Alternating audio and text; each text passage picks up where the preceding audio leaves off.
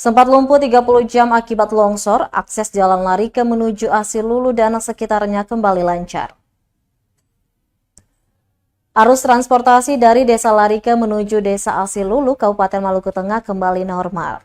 Ruas jalan penghubung antar desa itu sempat lumpuh kurang lebih 30 jam akibat tanah longsor yang melanda kawasan itu akibat hujan deras dan angin kencang. Arus lalu lintas di kawasan itu terhenti sejak Rabu 12 Juli 2023 sekitar pukul 15:30 waktu Indonesia Timur setelah material longsor menutupi badan jalan. Ruas tersebut kembali bisa dilintasi pada Kamis 13 Juli 2023 pada pukul 22 waktu Indonesia Timur. Setelah alat berat yang diturunkan ke lokasi longsor sekitar pukul 16 waktu Indonesia Timur.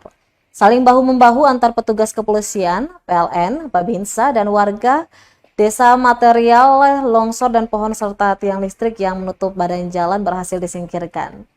PSKS Humas Polresta Pulau Ambon, Ibda Janet Lukai mengatakan jalan penghubung antar desa tetangga itu kini kembali lancar setelah sempat lumpuh sekitar 30 jam.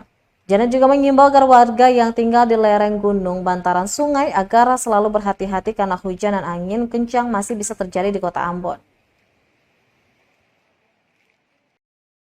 Ya, kalau kemarin malam itu dari pihak Polsek Lehitu Barat sudah bekerja sama untuk meminta bantuan kepada pemerintah kota untuk alat berat.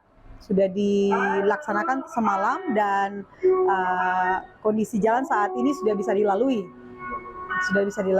Cuman kendalanya listrik masih padam dan sampai saat ini berita terakhir tadi dilaporkan dari Ibu Kapolsek bahwa sementara mereka sedang memperbaiki tiang listrik.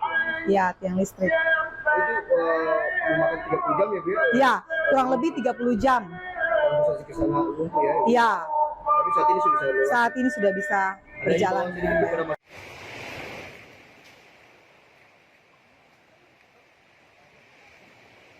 Terima kasih sudah nonton.